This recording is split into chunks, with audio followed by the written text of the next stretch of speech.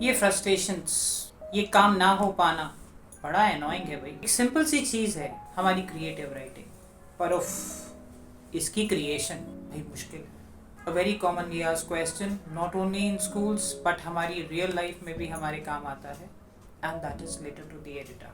तो चलो आज क्रिएटिव राइटिंग लॉन्ग कॉम्पोजिशन के हिसाब से हम लेटर टू द एडिटर के फॉर्मेट को समझते हैं।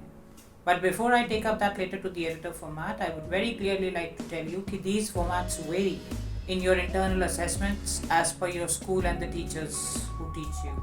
So don't be rigid on what I share, but yes, मैं जहाँ भी जो भी explain करूँगी उसको मैं validate ज़रूर करने की कोशिश करूँगा। But आप argument mode पे मत जाइएगा अपने school में, इसके लिए that's a small little request. Letter to the editor एक self expressive column है और इस एक्सप्रेसिव कॉलम को हम न्यूज़पेपर्स में देखते हैं। अगर हम न्यूज़पेपर खोलते हैं पढ़ते हैं तो लेटर टू द एडिटर मिलता है, जहां हमने किसी भी चीज़ के बारे में, करंट अफेयर्स या कोई भी इनजस्टिस है, उसमें हमने अपने आप को ओपिनिएट किया है। पर स्कूल्स के अंदर एक क्रिएटिव राइटिंग सेक्शन के अंदर ही एक लॉन्ग कॉम्पोजिशन में आता है, and it should be for around 120 words if it is CBS. उस सिचुएशन के अंदर आई विल स्ट्रांगली रिकमेंड कि भाई 3 पैराग्राफ्स तो जरूर बनाइए। किसी भी लॉन्ग कॉम्पोजिशन के अंदर बेसिक 3 पैराग्राफ्स का होना बहुत ज़रूरी है। First, the introduction. Second, talking about the problem which has been given to you in the question, and third, giving the conclusion with the suggestion if you sense there is going to be a suggestion. आप 4 भी बना सकते हो, कोई दिक्कत नहीं है। 2 ना बनाना, क्योंकि देखो बना 1 भी लो, you will be given marks, but yes, the weightage of marks would vary. So English हुई आसान है तो आसान में फिर नंबर कम थोड़ी चाहिए, नंबर तो ज़्यादा चाहिए, तभी तो आसान बनेगी हमारे लिए इंग्लिश। स्टार्ट करते हैं। जैसे कि आप देख पा रहे हो एक फॉर्मेट आपके सामने है और यूजुअली लेटर्स लिखी जाती हैं प्लेन पेपर्स पे, अनरूल्ड शीट्स पे, बट नोटबुक्स में हम लिखते हैं रूल शीट्स के ऊपर। तो हमें एक एक लाइन का गैप देना है after each header, just to make it specific that we have changed it. One reason. Secondly, हमने देखा है अक्सर बहुत सारे बच्चे पंक्चुएटरी मार्क्स लगाते हैं, जैसे स, कॉमा, एड्रेस के बाद हाफ एड्रेस हुआ, कॉमा, नेक्स्ट लाइन में आई सिटी लिखा, full stop. These are not required. Where they are required I tell you. सबसे पहले स्टार्ट होता है सेल्फ एड्रेस। सेल्फ एड्रेस के लिए हमें 2 लाइन्स कंज्यूम करनी चाहिए। The first line talks about your flat number or the house number, the location, comma, street, lane, and then there is no comma. क्यों डाला comma बीच में आपने? You have differentiated the house number from the society or the lane in which you are residing. And in the next line you put down the city only. There is nothing as a full stop. After that you put the date. Date लिखने के 2 तरीके हैं। आज है 8th April, right? So 8th April apostrophe 24 और April 08, 2024। कोई भी एक तरीका आप याद रखिए अपने लिए, and you can utilize that for writing all your creative writings wherever the date is required. Date के बाद आ जाते हैं हम address of the addressee पे। Address of the addressee इस केस के अंदर editor है, तो address of the addressee will consume 3 lines हमेशा। फर्स्ट वाले के अंदर हमने डेजिग्नेशन डाल दिया जो एडिटर की पोस्ट है, so we are addressing it to the editor. After that we have written the name of the paper in the next line, and that is followed by the city in the next one. There are no commas by the end of name of the paper or something like that. Even the city doesn't have a full stop. उसके बाद आ जाते हैं हम subject पे। Subject क्या है? This is the question in short. An editor is a renowned person and he must be getting a number of letters. So it's very difficult for him to read all the letters and then allocate it to the respective people. तो just एक header पढ़ के subject वाला हमें समझ में आ जाता है कि ये कौन से डिपार्टमेंट में जाने वाला लेटर है और हम उसको वही फॉरवर्ड कर देते हैं। So that is how I said it is the brief intro of the question, the problem, or the expression about which you are writing. It should be in incomplete sentences, preferably completing in the same line, which usually happens. Clear? उसके बाद पहुंचे हम salutation में। Salutation में address होता है sir, ma'am, जो formal way है। मैम के स्पेलिंग यूजुअली हम कॉमनली एरर करके लिखते हैं MAM, which is wrong. Because ma'am word originated from madam, and madam का D मिस हुआ MAAMI, तो D मिस करके हमने उसकी जगह पे एक apostrophe लगाया। तो the right way to write the spelling of ma'am is MA'AM. Correct?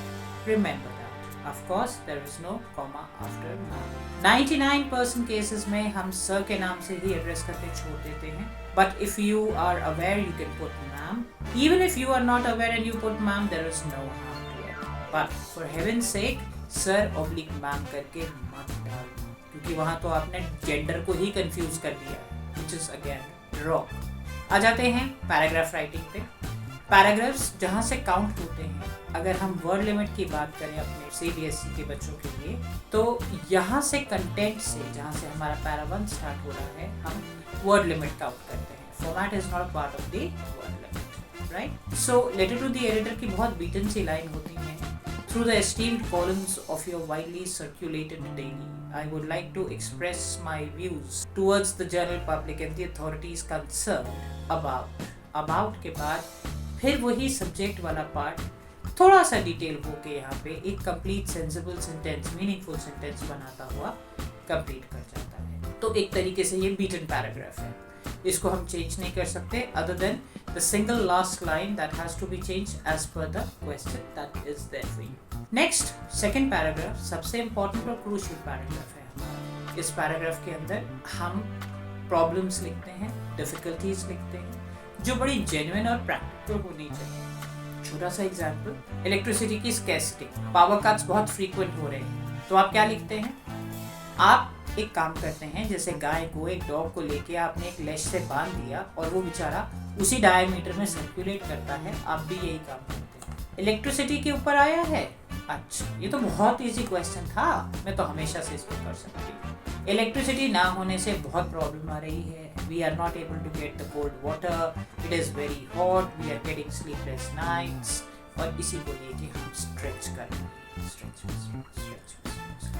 कौन सी क्लास में लिखा था इसमें, या 4th? और वही आप आके 11th 12th की सीनियर क्लासेस में दे रहे हो. Child, how do you expect that you get marks? ये जितनी भी प्रॉब्लम्स आपने गा दी अभी, ये 3 पॉइंट्स नहीं थे, ये एक ही पॉइंट के 3 सब पॉइंट्स थे. सीबीएसई एक बहुत अच्छी चीज सिखाता है हमें, right less.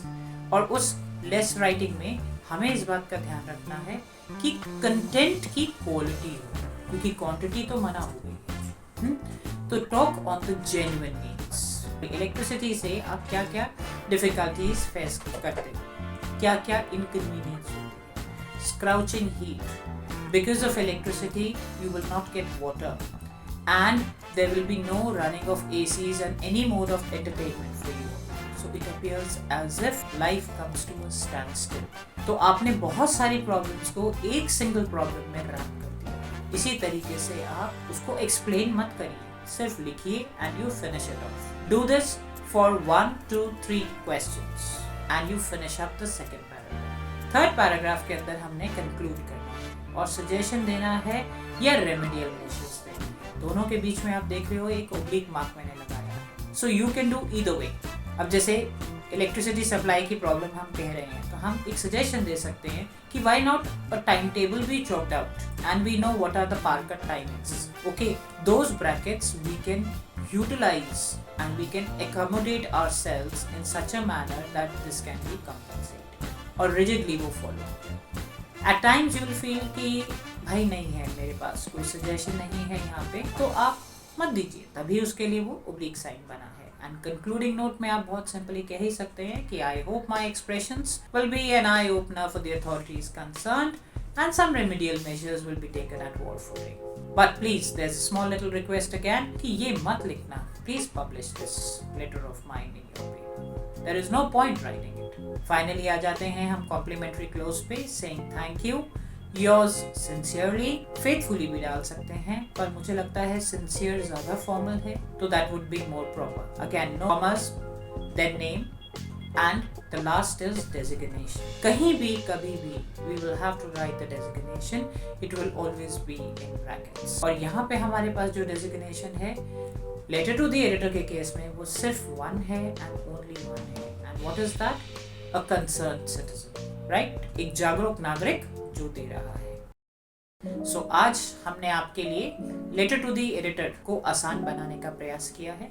I hope it will be helpful. लिखिए कमेंट्स, बताइए कि how are you experiencing things, और बताइए कि कैसे और बेटर किया जा सकता है. लाइक कीजिए, सब्सक्राइब कीजिए, कनेक्टिविटी को एनहांस कीजिए, तभी इंग्लिश को आसान बना पाएंगे। I can't do it alone, I need you alone. Thank you, God bless you.